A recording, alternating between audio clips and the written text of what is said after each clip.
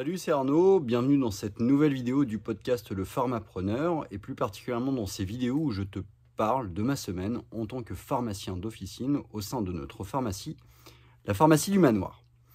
Cette semaine, donc la semaine du 1er au 6 avril, a été une semaine relativement classique avec très peu de rendez-vous, en tout cas à mon niveau, avec notamment la présence d'un jour férié, à savoir le lundi de Pâques. Donc du coup, lundi, il ne s'est rien passé, évidemment.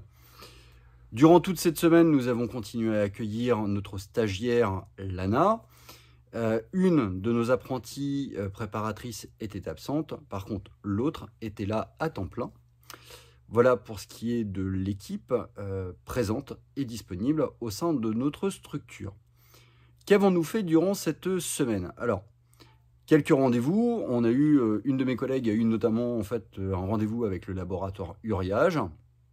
Donc classiquement, rendez-vous dans lequel on va être amené à gérer les périmés, éventuellement passer de nouvelles commandes, voir les différentes nouveautés, avoir une petite formation sur les différentes nouveautés qu'il peut y avoir. Le mot d'ordre, comme tu le sais, c'est de limiter au maximum les commandes, en tout cas on essaie de limiter les commandes non essentielles. De façon à optimiser notre stock au niveau de la TVA à 20, qui représente une grosse immobilisation de trésorerie à notre niveau, donc on essaye de l'optimiser.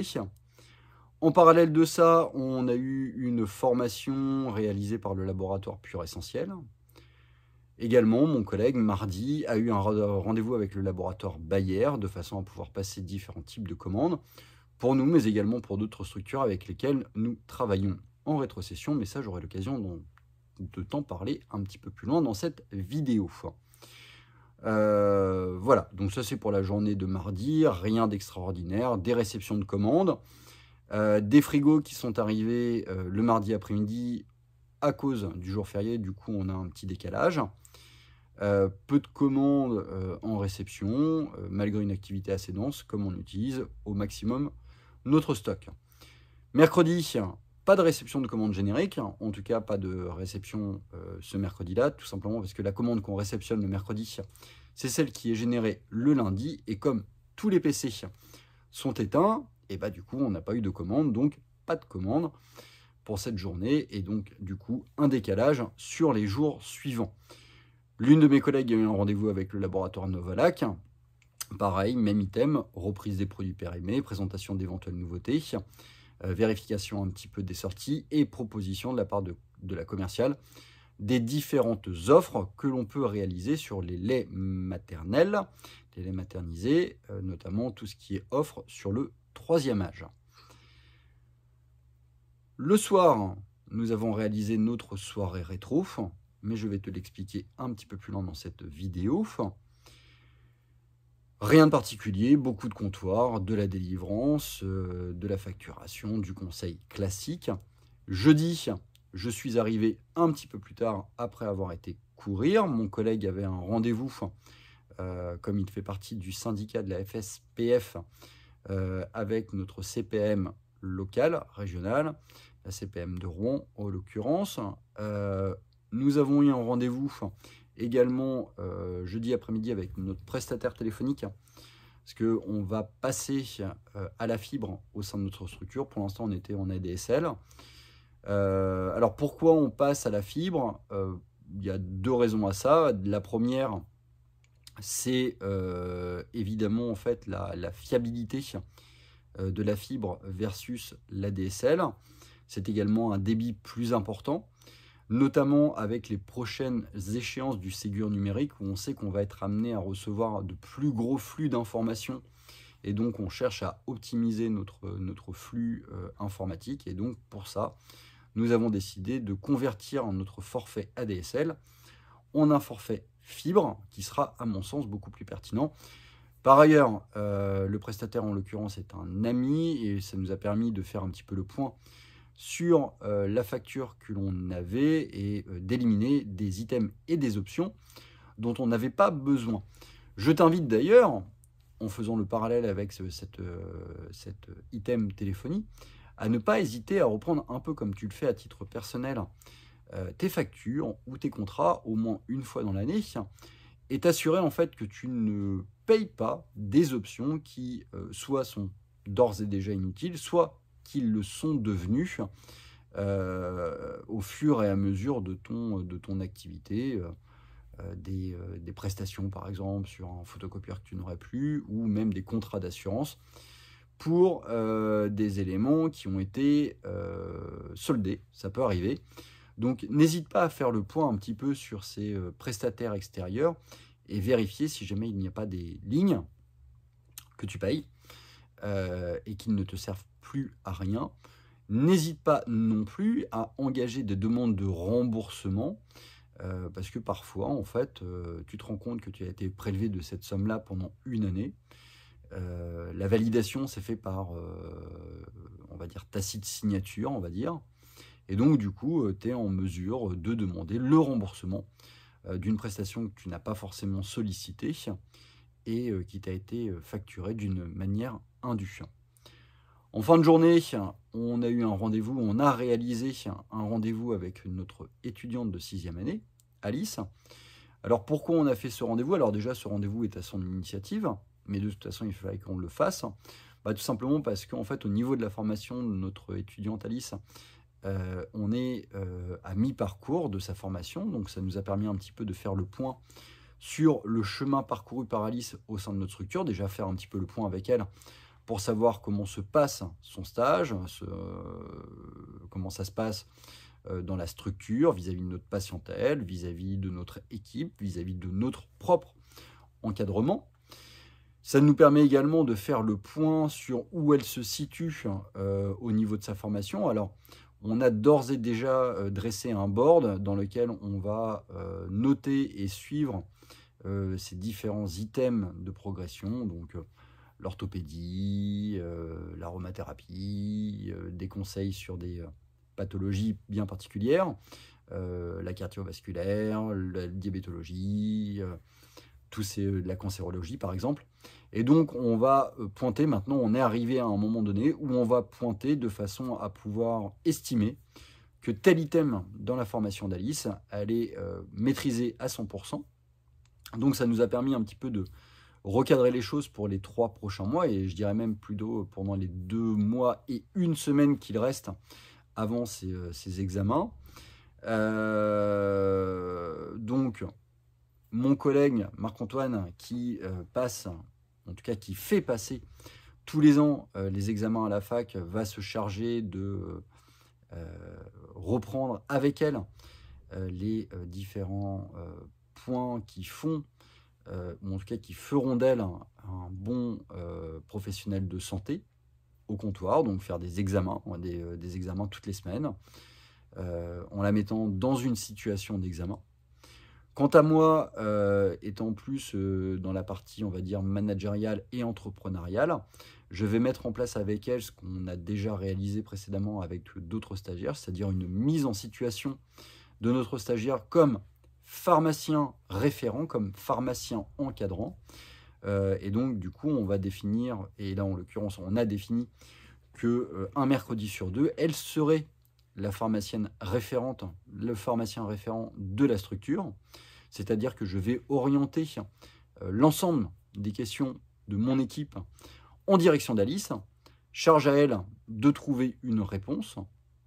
Et si jamais elle n'a pas de réponse, de venir solliciter des pharmaciens diplômés, thésés, capés, pour leur proposer une ou 2 solutions qui lui paraissent être pertinentes, et le pharmacien à qui elle posera la question, de lui valider telle réponse et pas une autre.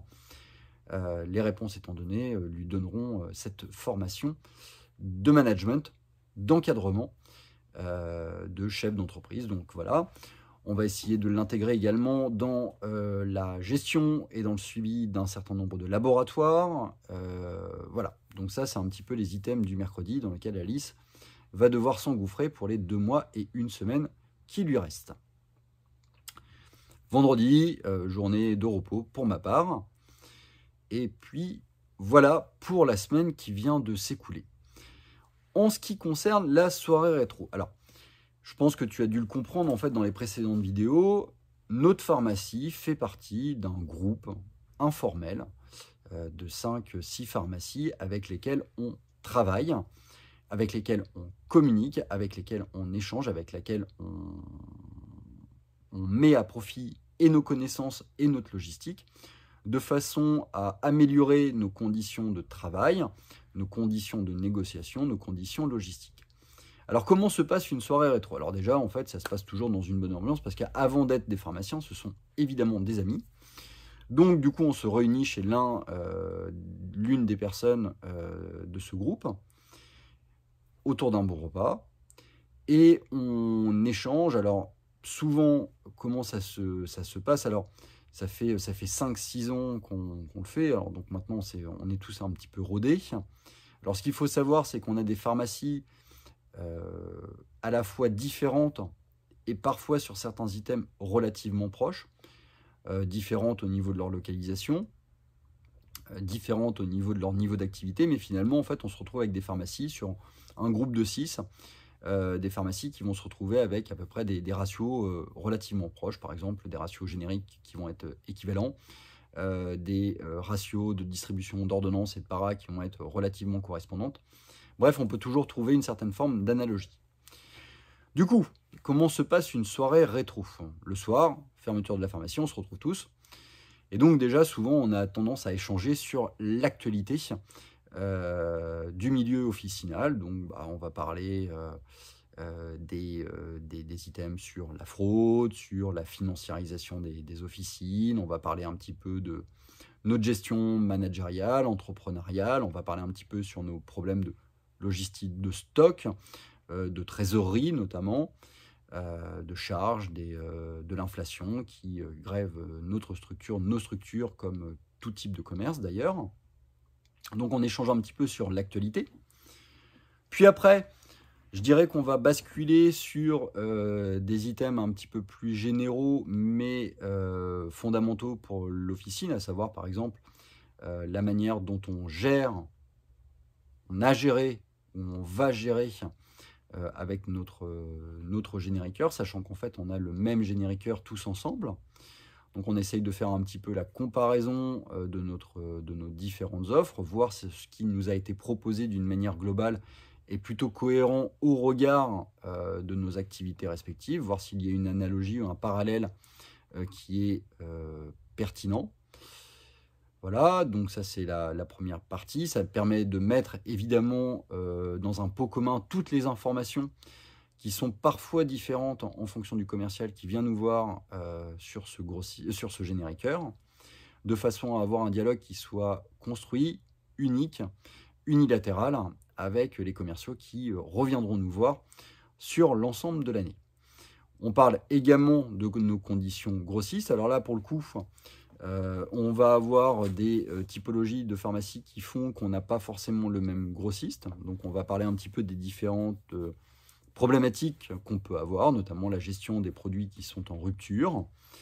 On a décidé de mettre en commun nos différents grossistes. On s'est rendu compte, par exemple, que certains grossistes répartiteurs avaient des ruptures sur certains produits et pas d'autres. Et à l'inverse, d'autres grossistes répartiteurs ont des ruptures sur les produits qui sont en rupture chez un autre grossiste, mais pas les autres. Donc du coup, on va mettre en place une sorte de liste tournante auprès de notre groupe pour voir si certains de nos confrères qui sont avec d'autres grossistes peuvent obtenir des produits qui, pour nous, sont en rupture, de façon à pouvoir, nous, en retour, leur fournir des produits qui, pour eux, sont en rupture. Pareillement, on va parler des différentes conditions logistiques, économiques, commerciales qu'on peut avoir avec ces grossistes répartiteurs. On va échanger, vérifier un petit peu si on est dans le bon tempo, vérifier également un petit peu et voir discuter pour savoir comment chacun surveille la bonne réalisation des engagements commerciaux qui lui ont été proposés par le grossiste répartiteur. On parle un petit peu de l'avenir pharmaceutique, de voir un petit peu comment on gère, notamment par exemple les bilans de médication ou les entretiens pharmaceutiques. Puis après, on va partir sur la partie purement gestion des laboratoires. Alors, il y a quelques années, ça nous prenait très longtemps. On passait facilement 2-3 heures à, on va dire, brosser l'ensemble de la quarantaine de labos qu'on traite tous ensemble. Donc on refaisait le point sur les différentes conditions commerciales, qui fait quoi, pour qui, quel volume, sous quelle rythmique. Maintenant, on a pris un petit peu l'habitude de savoir qui fait quoi et pour qui, avec quel volume et quelle rythmique. Donc tout ça, on a un peu passé le cap. Mais bon, sur des laboratoires problématiques, on revient dessus. On se rend compte qu'avec certaines pharmacies, il y a des rapports avec certains délégués commerciaux qui ne se passent pas bien.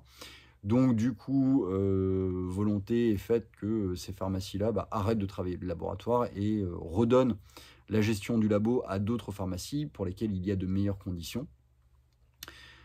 Pareil, on se rend compte également que, alors, il faut savoir quand même que les rétros, déjà, on essaye de les limiter au maximum. Et puis, on se rend compte que finalement, l'économie faisant, ou en tout cas l'évolution de nos structures respectives faisant, là où on avait besoin impérativement de se grouper pour obtenir de bonnes remises, de bons avantages commerciaux, on n'a plus forcément besoin de l'aide. Donc, pour ces laboratoires-là, on prend des décisions soit de réduire le nombre d'intervenants pour chaque laboratoire. Donc, là où on était à 6 et une pharmacie gérée pour les 6, finalement, il va y avoir 2 ou 3 pharmacies qui vont gérer pour une ou deux pharmacies. Voire même, en fait, pour certains labos, arrêter le process de rétrocession et garder une gestion autonome de ces laboratoires-là et voilà, en essayant de conserver en fait la meilleure des remises, mais par contre en essayant d'amoindrir la logistique qui est inhérente à cette gestion en rétrocession. Voilà, c'est un petit peu comme ça que se passe une rétro. Donc pour le coup, c'est des discussions qui vont durer, on va dire, 2h30, 3h, qui sont évidemment très sympathiques, très intéressantes aussi, avec beaucoup d'échanges. Et je trouve qu'au-delà de l'aspect purement économique des rétrocessions, finalement, c'est cet engagement à communiquer ensemble qui est le plus pertinent, parce que c'est ce qui nous donne le plus de valeur pour nos exercices respectifs. C'est là où on va échanger sur nos manières de fonctionner, qui sont parfois différentes. Parfois, on va les trouver meilleures que les nôtres, parfois on les trouvera moins bonnes. Ça nous conforte dans notre volonté d'agir ainsi, ou ça nous incite à changer nos process. Voilà, c'est tout pour cette semaine. Tu l'auras compris, donc ça a été une semaine qui a été finalement relativement calme. Peu de rendez-vous, mais ça c'est volontaire, en dehors de cette grosse soirée rétro.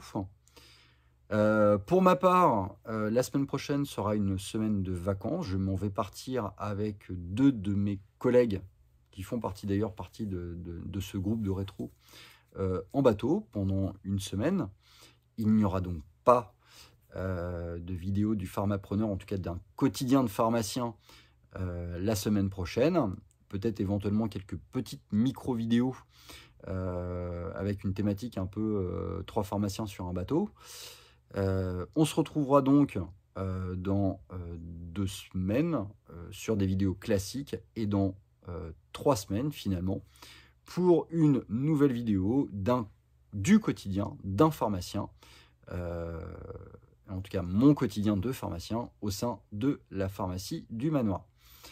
Je te souhaite une très bonne semaine, bon courage pour le travail et à très bientôt.